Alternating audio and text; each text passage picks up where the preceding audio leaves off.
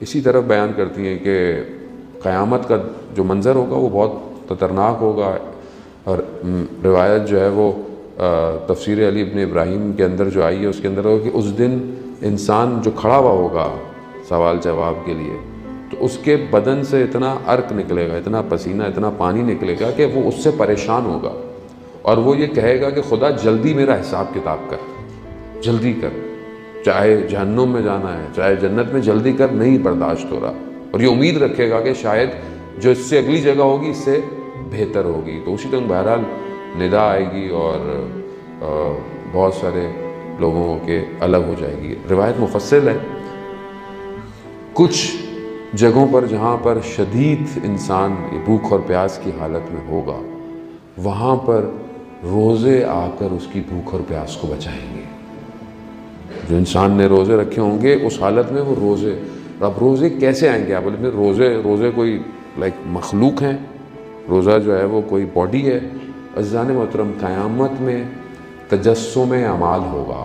تجسم کے جسم یعنی جو باڈی ہے بیسیکلی یہ جسم ہے، اس کو سپیس چاہیے، اس کو ایک جگہ چاہیے بیٹھنے کے لیے۔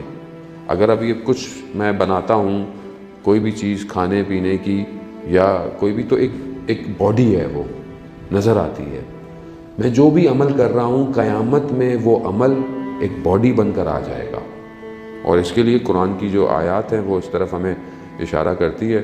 سورہ آل عمران کی آیت نمبر 30 جو ہے وہ یہ ہمیں بتاتی ہے کہ پروردگار کس طرح جو ہے یوم تجد کل نفس ما عملت من خیر محضرا وعملت من سوء تود لو ان بینہا وبینہ امدا بعیدا۔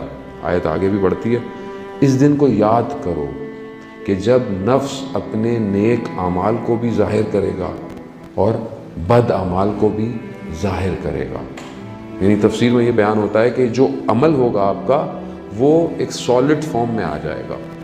تو قیامت میں جہاں پر انسان مشکل کے اندر، پریشانی میں، بھوک اور پیاس میں ہوگا، وہاں یہ روزہ آ کر بچائے گا، روزہ آ کر بچائے گا۔ اسی طرح بہت سارے واقعات ہیں انسان کے کہ انسان کو مختلف مقام پہ جو نماز ہے، جیسے رجب میں ہم پڑھتے ہیں لیلۃ الرغائب کی جو نماز ہے، وہ ایک خوبصورت حسین چہرہ آ کے ہمیں قبر میں بچائے گی۔ اسی طرح ہر عمل جو ہے اگر اچھا ہوگا تو بھی بچائے گا اور برا ہوگا تو بھی ظاہر ہو جائے گا۔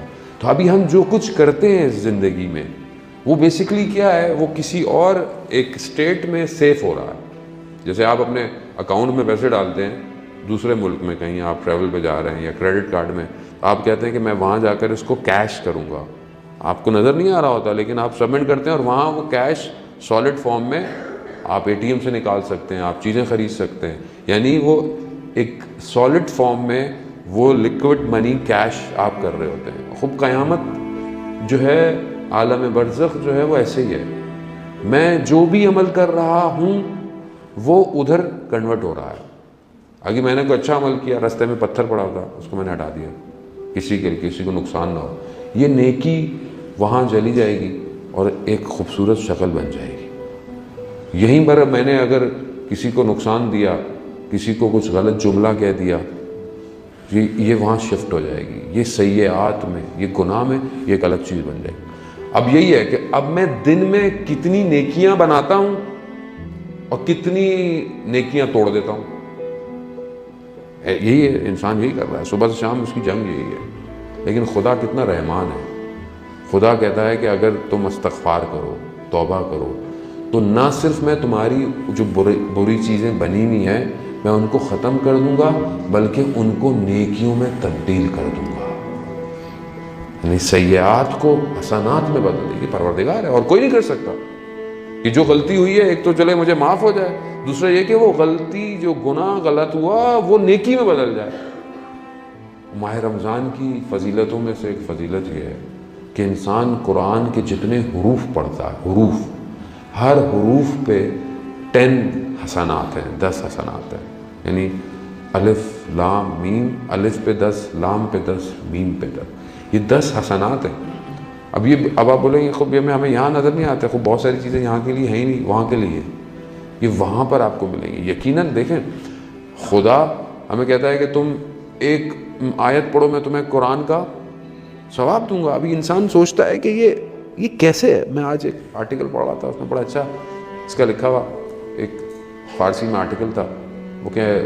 وہ لڑکا انسان بندہ کہتا ہے کہ یہ ہم ہر وقت سنتے ہیں کہ 3 دفعہ سورہ توحید پڑھو پورے قرآن کا ثواب, پھر رمضان میں ایک آیت پڑھو پورے قرآن کا ثواب, 1 حروف کرو. تو کہتے ہیں یہ لاجیکل چیز جو ہے وہ سمجھ میں نہیں آتی تھی. تو کہتے ہیں میں چھوٹا سا تھا, میں اپنی گلی میں محلے کے بچوں کو نا ہر روز کبھی کسی کا سر پھاڑ کے آ جاتا تھا, کبھی کسی کو مار کے آ جاتا تھا, کوئی نہ کوئی شرارتی جو ہے میں کرتا رہتا تھا. تو ایک دن میرے چچا میرے پاس آئے, بولے یہ تم سارا دن کیا کرتے ہو, میں تمہیں کچھ چیزیں دیتا ہوں, یہ بیچو بیٹھ کے تم فارغ ہوتے ہو. تو انہوں نے مجھے نا کچھ بسکٹ جو ہے وہ مجھے دیے کہ تم ان کو بیچو, جو پیسے سے آئیں کچھ پروفٹ اپنے پاس رکھنا, میرے کا اتنے کا مجھے واپس دے دینا. اس نے بولا ٹھیک ہے. اب یہ بسکٹ لے کے صبح سے دوپہر تک بیٹھا ہوا, اگر خود بھی بھوک لگ رہی مجھے, میں کھا بھی نہیں سکتا, بیٹھا ہوا دیکھ رہا ہوں, لیکن اب میں اس کو بیچوں. سارا دن گزر گیا مجھے, تو میں دیکھتا رہا کہ اب ان کو کھاؤں کیسے, تو اور کچھ بھی نہیں کیا. تو میں نے دیکھا میرے والد آئے, ان کو بولا ہاں بھائی کیا کیا سارا دن. تو میں نے کہا بھائی میں نے 2 تومان کے بسکٹ خریدے اور 5 تومان کے بیچے. تو کہنے لگا اچھا تو مجھے بھی دے دو کوئی. تو کہتا وہ سب سے جو اچھا والا بسکٹ تھا نا, وہ میں نے ابا کو, میں نے بولا بھائی یہ لے لیں آپ. انہوں نے یوں دیکھا, انہوں نے مجھے 10 تومان دیے. اور پھر میں پیسے دیکھو میرے پاس کھلے پیسے نہیں ہیں آپ کو دینے کے لیے. تو کہنا نا مسئلہ نہیں ہے, جیسے ہم کہتے ہیں کیپ دا چینج. تو کہنا رکھ لو, اب بعد میں حساب کریں گے. کہتا رکھ دیا. کہہ رہا تھوڑی دیر بعد جا کے جہاں انہوں نے بسکٹ رکھے تھے اٹھا کے میں نہیں کھائے وہاں سے. کہتا ہے دن گزر گئے, ٹائم گزر گیا, میں خود باپ بن گیا.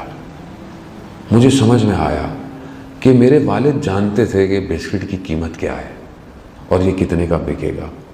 حتیٰ انہوں ہی نے چچا کو یہ پیسے دیے تھے بسکٹ کے اس کو مصروف کرو. کیوں؟ تاکہ میں کسی کام میں لگوں. حالانکہ نہ ان کا کوئی فائدہ تھا, نہ اس میں ان کو کچھ ہو رہا تھا, ان کو سب پتہ تھا, لیکن وہ چاہتے تھے کہ میں مصروف رہوں. آج میں بڑا ہو گیا ہوں, آج میرے بچے میرے ساتھ آتے ہیں بچے, تو مجھے سب سمجھ میں آ رہا ہے. کہتا ہے اصل میں خدا یہی چاہتا ہے ہم سے. خدا کو پتہ ہے کہ جہاں ایک آیت ہے وہاں ایک قرآن کا ثواب الگ ہے. ایک قرآن پڑھنا اپنی جگہ, ایک آیت پڑھنا اپنی جگہ, لیکن وہ ہمیں موٹیویٹ کرتا ہے کوئی ایک آیت تو پڑھو, یعنی کچھ مصروف تو رہو. 3 دفعہ سورہ توحید ہی پڑھ لو, ایک قرآن کا ثواب مل جائے گا. یعنی وہ ہمیں مصروف رکھنا چاہتا ہے. وہ چاہتا ہے آؤ تو صحیح, کچھ کرو تو صحیح. یہ فلسفہ ایسے ہی ہے. یہ خدا جو ہمیں بار بار کہہ رہا ہے کہ یہ کرو, خدا جہاں کہہ رہا ہے کہ دیکھیں ہمیں نظر نہیں آتی قیامت, لیکن ہمیں ایمان ہے قیامت پہ. وہ یا تو بولے ایمان نہیں ہے, بولے نہیں ایمان نہیں مولانا صاحب ہمیں کیا بات ہی ختم, پھر آپ سے بات ہی نہ کرے آدمی جب ایمان نہیں. لیکن جس کو ایمان ہے قیامت پہ, مگر کیا اس نے سوچا قیامت میں کیا ہوگا. اتنا جو قیامت قیامت قیامت ہو رہا ہے, end of day, fall of universe, سب کچھ ختم ہو جائے گا. وہ ہم سے زیادہ تو وہ ہالی ووڈ جو ہے وہ دکھاتا رہتا ہے ہر وقت قیامت کو, کبھی یہ ختم ہو رہا ہے کبھی وہ ختم ہو رہا ہے. لیکن ہم جو قرآن بہ رہا ہے القاریات مل قاریہ, یہ ہوگا وہ ہوگا, یعنی اس ٹائم کچھ کسی کو خبر نہیں ہوگی, سب ختم ہو جائے گا. ہم کتنا اس پہ فکر کر رہے ہیں, مگر وہیں پروردگار کہہ رہا ہے کہ وہاں تمہیں چیزیں بچانے کے لیے تمہیں اسی دنیا میں سے لے کے جانا ہے, کہیں اور سے شفٹ نہیں ہونا. وہ بھی روزہ تمہیں آتش کی جہنم سے بچائے گا, شیلڈ ہے. آتش کی جہنم تم تک نہیں پہنچ پائے گی روزہ رکھ. تو میں اگر اس حساب سے سوچوں تو میں کتنی اپنے روزے کی حفاظت کروں گا کہ بھئی یہ جو روزہ ہے یہ میں کہیں شفٹ کر رہا ہوں, یہ کہیں ٹرانسفر ہو رہا ہے, یہ گولڈ کارڈ بن رہا ہے, کہیں ویزا کارڈ بن رہا ہے, کہیں آپ کا یہ وہاں جا رہا ہے. یہ اگر اس میں نے غلط کیا تو پتہ چلا وہاں میں کارڈ چلا رہا ہوں, پتہ نہیں آپ کے بینک میں پیسے نہیں آئے, آپ کارڈ چلا رہے ہیں کام کا. کیوں؟ کیونکہ آپ نے صحیح ڈپازٹ ہی نہیں کیا. 0 ادھر لگانے تھے, 0 ادھر لگا دیے بن کے. تو یہ ہوگا جب 0 غلط لگیں گے تو پھر 0 ہی ہے جانے مطلب. تو ہم توجہ کریں کہ ہم ماہ رمضان کو ہلکا نہ لیں اتنا کہ بعد اب ٹھیک ہے روزے رکھ رہے ہیں, اب گزر جائے گی. روزے بہت قیمتی ہیں عزیزان وطن. صلوات بھیجتے محمد و آل محمد. اللہ